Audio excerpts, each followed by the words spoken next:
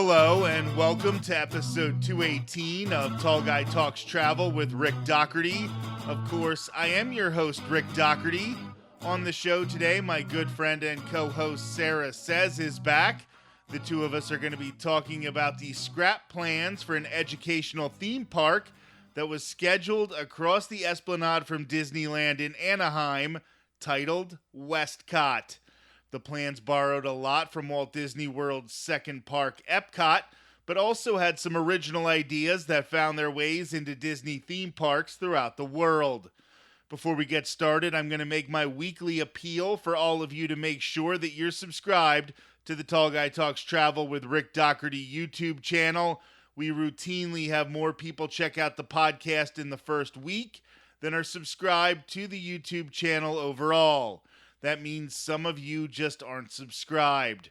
We're going to start reaching out to more and more guests, so being able to show that we have a big following will help us bring on more interesting figures. Let's get things started by bringing Sarah Says back on the show. Thanks for being here, Sarah. Yeah, I'm happy to be here. We are going to delve into something Disney history here. We've been doing it more and more every month, or almost every month. I have tried to do an episode focusing on the tenure of former Disney chairman and CEO Michael Eisner. This is something from that era that ended up not coming into fruition, and we're just going to talk about it a little bit as our Disneyland expert. You definitely are going to have a lot to say about this one, and this is the failed plan for a theme park called WestCOT, a West Coast version of Epcot to go into the area that was the parking lot for Disneyland and is now Disney California Adventure. So first of all, let's start with a little bit of an overview of what this was going to look like. Then we'll get a little more detailed, and then we'll talk about why it didn't happen. All right. Let's see. This is a lot to dig into. So WestCOT itself, like I said, a West Coast version of Epcot, and the very, very, very original blueprints for this was going to have a huge light spire in the middle of the theme park. That was going to be the icon for WestCOT. And that spire sort of was a sign of things to come as they tried to produce this project, because a lot of the residents in the area, a lot of the businesses in the area thought this was going to bring a lot of light pollution, that this was going to be a little bit ugly, and it was going to interfere with the area around Disneyland. And that definitely turned out to be a sign of things to come, because a lot of what ended up going wrong with WestCOT was the people in the area didn't seem to want this second theme park at the time. They ended up wanting to do a replica of Spaceship Earth, but even that seemed to be a little bit too much for a lot of people in the area. I guess I want to talk to you as somebody who knows the Anaheim area better than I know it, who knows the Disneyland vibe better than I know it. We all know the joke is that the castle at Disneyland is so much smaller than Cinderella Castle at Walt Disney World. And with the exception of what is now Disney California Adventure and things like Mission Breakout and the Incredicoaster, even though these major theme parks are on this city block, you don't see a lot of the things inside Disneyland and Disney California Adventure from the outside. Maybe those two things and Space Mountain, and that's about it. So do you think this was a hurdle that was really legitimate, that a Spaceship Earth or a Spire were going to interfere with the areas around Disneyland? I think so, because that the Spaceship Earth they were making, which I believe it was supposed to be called Space Station Earth, was all supposed to be bigger than Spaceship Earth.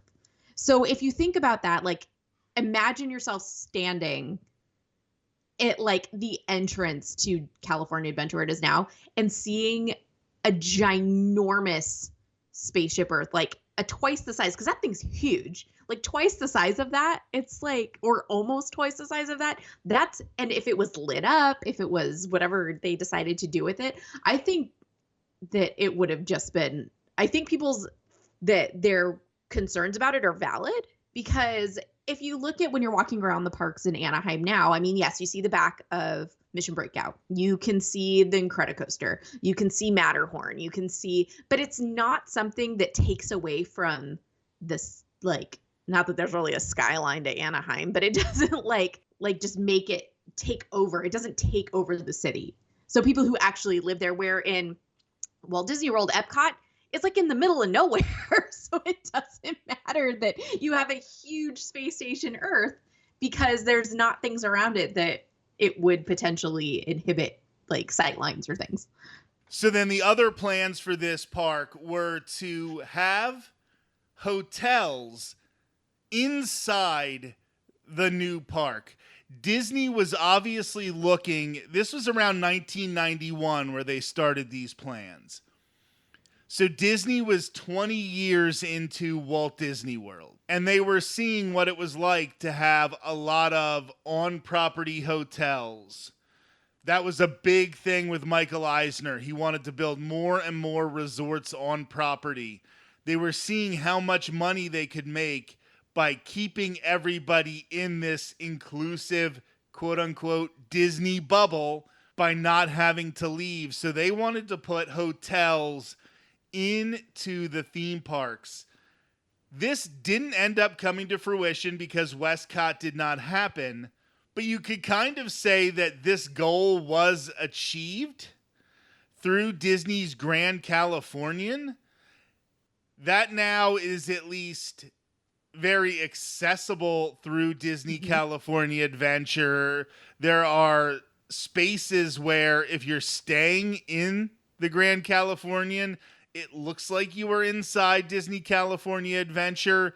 You know a lot more about that hotel than I do. Why don't you talk about it a little bit?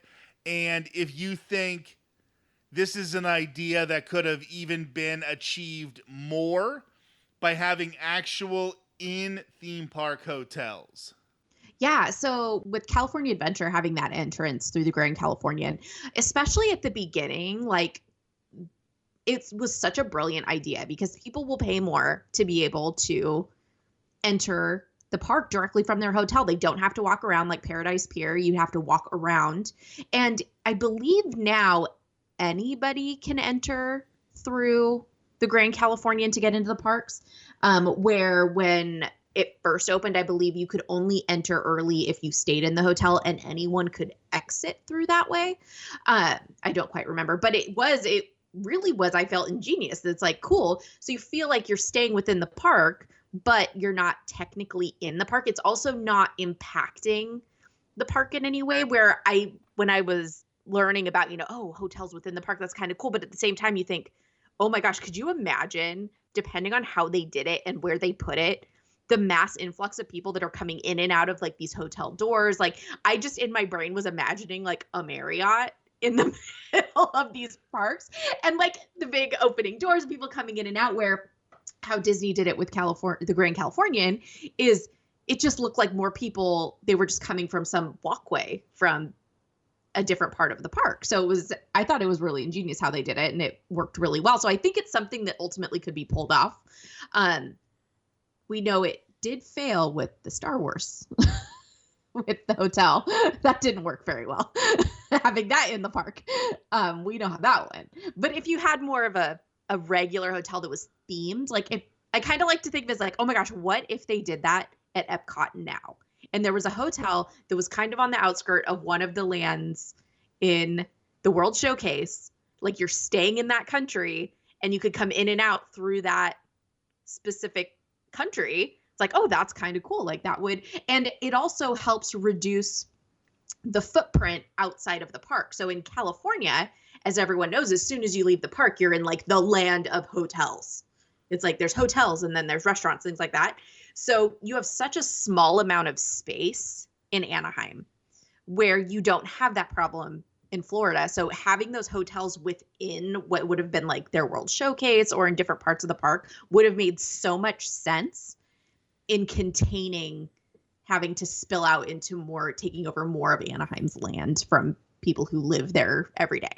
And when we talk about hotels in the theme parks, we kind of think about, oh, somebody's staying at the apartment in Cinderella Castle. But it couldn't be like that, because you would need an entrance and an exit from outside the park. So these would have to be on the outskirts, like Disney's Grand Californian is on the outskirts of Disney California Adventure. You wouldn't want to have people just rolling through WestCOT like with their suitcases coming off the airport. Like, you couldn't do it that way. So you would have to have an entrance in and out from outside of the theme park, which would mean that you would have to have the ability for people to not go to that theme park during the day. And you would have to have a complete and total entrance with security, with ticket takers for every hotel that had this type of access. Then, if you weren't planning on, maybe you don't have a park hopper and you weren't planning on going to WestCOT that day and you wanted to go to Disneyland, all of a sudden you're paying inside of theme park prices. You are basically paying to stay at Disney's Grand Californian, and you have to walk all the way around like you were staying at a $150 hotel across the street if you want to get to Disneyland without going through WestCOT. So I think there would have been a lot of problems to building too many hotels that had access to the theme park directly. And then I think you start to run into situations where, okay, we found out that at this time of year, it wasn't that beneficial to have access from the hotel.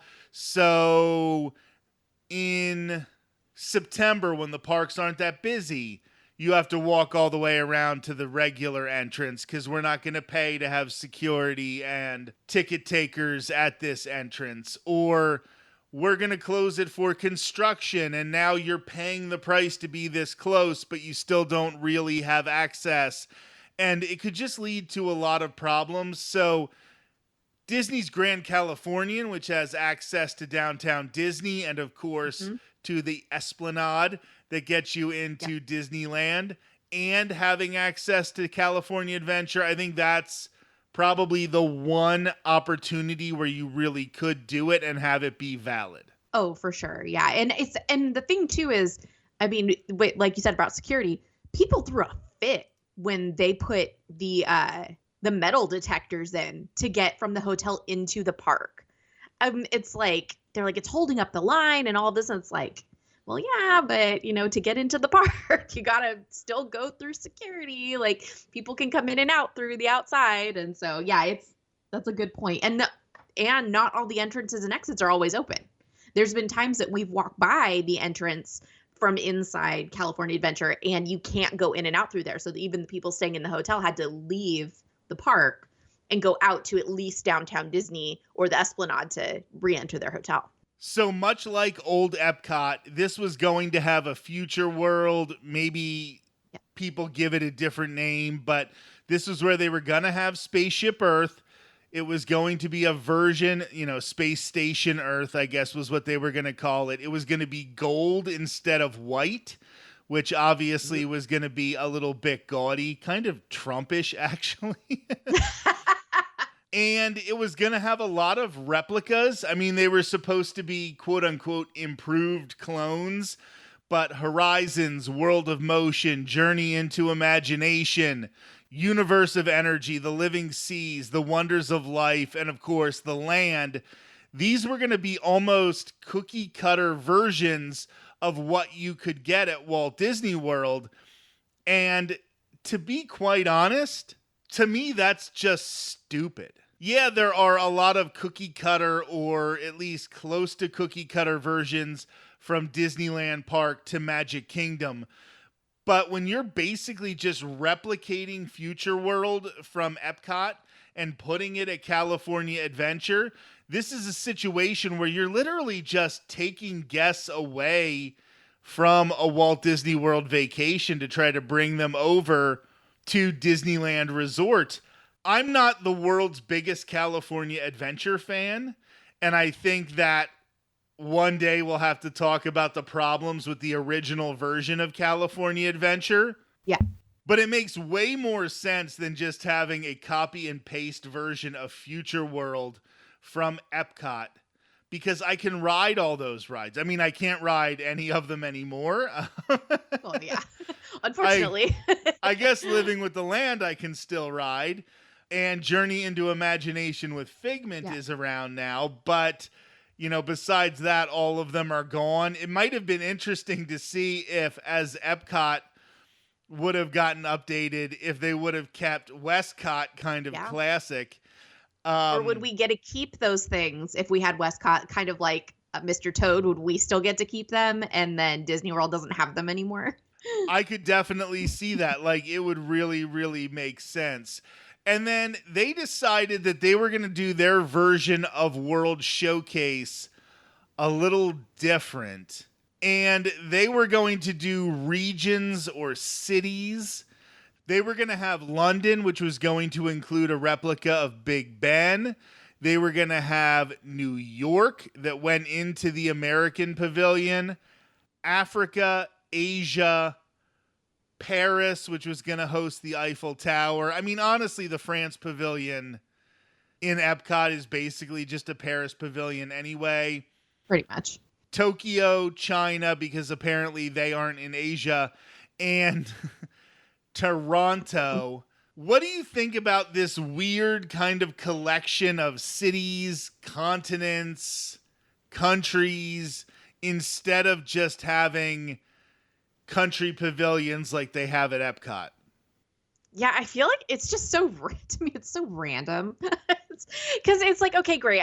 There are a few things, that we see that are in Epcot, but it's almost like they're like, oh, we need to be a little different than Epcot. Even though we're going to bring all the rides over, we still need to be a little bit different because we're on the West Coast. So here, let's add a few more things that maybe would entice people to come. But yeah, to me, it's especially like Big Ben. That to me is so random that they would put Big Ben there, and then like the Eiffel Tower, and yeah, it's just, to me, it's just incredibly random that what they chose. It's like they spun a globe and we're like, okay, on this continent we're just gonna pick this one and this one, and on this continent we're gonna get this one and this one, but without knowing their reasoning behind it, it's just like a jumble of places to me. Though if it would have come to fruition and they had Toronto, could you imagine we could have a huge turning red section because it takes place in Toronto? I don't know why we don't have a huge turning red section in the Canada Pavilion at Epcot. Truth. I think that really is a missed opportunity. And let's get a big meet and greet of the giant red panda. Come on. Yes, we need a giant Mei. So we could have a whole concert, like, how they do the concerts for the food or is it the arts or food and wine, or for all of those where they do the Eat to the Beat and Simple Plan comes. We could do that and have Four Town. Well, there's definitely a stage right by the Canada Pavilion, so that would be easy to transform that into a Four Town stage and have them perform all of the time. And I think you would be able to find enough talent in the Orlando area. I mean, people would also move there to be a part of that. But if absolutely. you wanted to be in a boy band, what better way to try out than to be in the fake boy band at Epcot? That would be amazing. Oh my gosh. Yeah. One thing too, kind of going back to what we were talking about the different areas, is they were talking about too putting a lot of more like e-ticket type attractions in those areas as well that were based off of. And so yeah, to me it's really interesting, like, to think, okay, in Africa they say, oh, a whitewater rafting ride.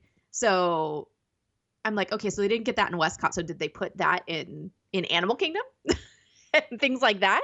So it's like some of these things that didn't come to light, like, oh, did they put these? Like there was supposed to be another mountain in Asia that was supposed to be another one of like the iconic Disney peaks. So it's like, oh, okay, well, they didn't do that, but they did Expedition Everest, which is Asian. So yeah, it's really interesting to me to see the different rides they talked about, but how, because it didn't come up here, it's like it ended up different over there. And was that like, oh, because we couldn't do it on the West Coast, we're going to move it? So no piece of concept art ever goes to waste at Disney. We talk about the Western River Expedition turning into Big Thunder Mountain Railroad, and then all of these things, these plans stick around. So maybe you hear about something in the blue sky concept art and it doesn't come to fruition, but that doesn't mean it won't come to fruition at some point. I mean,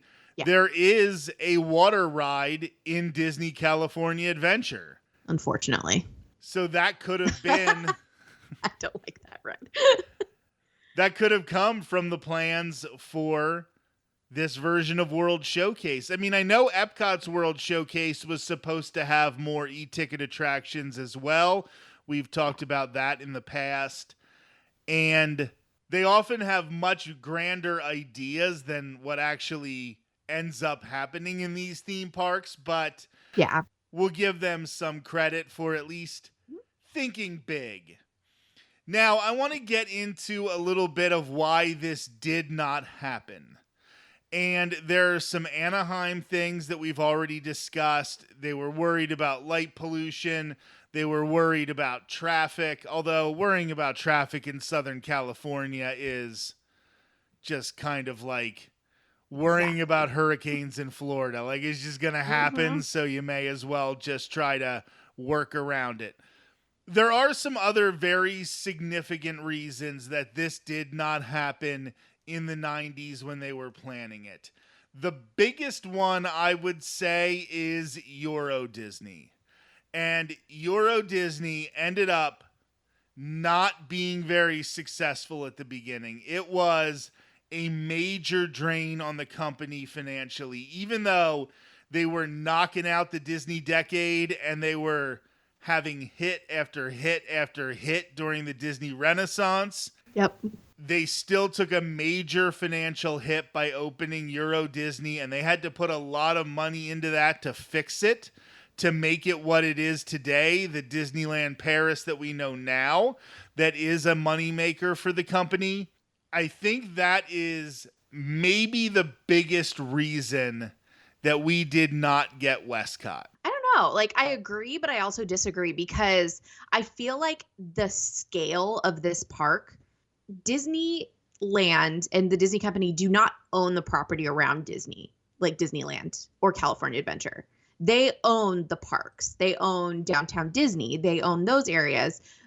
Like in Florida, they can build pretty much wherever because they own all that land. So to be able to build WestCOT, they would have had to expand so much, which would mean taking over public areas. It would mean having to work with the government to potentially use taxpayer money to put this up. And not everybody wants to pay for a theme park. I mean, Anaheim's not a rich city, but it's like they would have to buy all that land around them. And there's a lot of neighborhoods. Like when you go to Disneyland, because you're in your tourist bubble, it's like you don't see that really not that far from the parks. There are whole housing developments and like huge like places of low income and areas that Disney would have had to find a way to buy out to make the space for this park, because there's no way all of this would fit in that footprint that California Adventure is in, because California Adventure is literally the size that the old parking lot was, maybe a little bigger. But I also wonder if that just would have ended up being the disappointment we got from the concept art, that they would have sized it down a little bit and we would have ended up getting less than we were expecting, which always happens every time Disney oversells something at the beginning. I think another thing about this that might have led to WestCOT being scrapped was Disney's America. This was a theme park that Michael Eisner was gung-ho That's right. on building this theme park in Northern Virginia, about 30 miles west of Washington, D.C., Okay. near the Manassas battlefield. And he just got so much pushback by historians, people who lived not in the city where they were going to build the theme park, but people who lived in the surrounding cities, that I wonder if there was just sort of an exhaustion. Like, everything I suggest is being met by so much pushback and so much negativity. And I just don't know if this is going to be worth it. But I think, personally, I mean, we have been talking about it throughout this episode. When you look at the plans for WestCOT, and we were going to get a World Showcase, we were going to get a Space Station Earth, we were going to get Horizons, World of Motion, Universe of Energy, blah, blah, blah, blah, blah, that I actually think not doing WestCOT was the better idea. I actually think in 1995, when Michael Eisner finally had this get together in Aspen, Colorado, and they changed the project to be Disney California Adventure, while I have a lot of problems with the original Disney California Adventure, and I think there were a lot of theming mistakes that they came up with there, and they ended up doing it on the cheap, which is our fear for this WestCOT as well, that I do think at least having a unique idea, a unique concept was something that was able to attract people.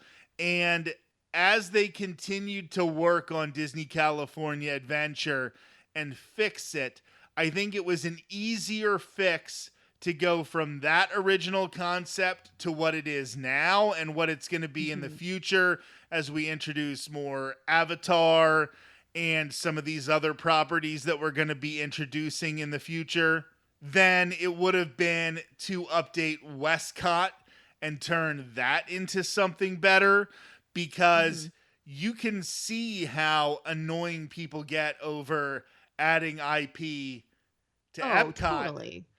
And some of the California people are even more purists. So because California Adventure at the beginning was such a dud, I think that made it easier to update it than if they would have done WestCOT. Yeah, I know. I completely agree. And it's like, I always tell my husband that, like, when I'm cooking, that you can always add more salt, but you can't take it away. So you can't.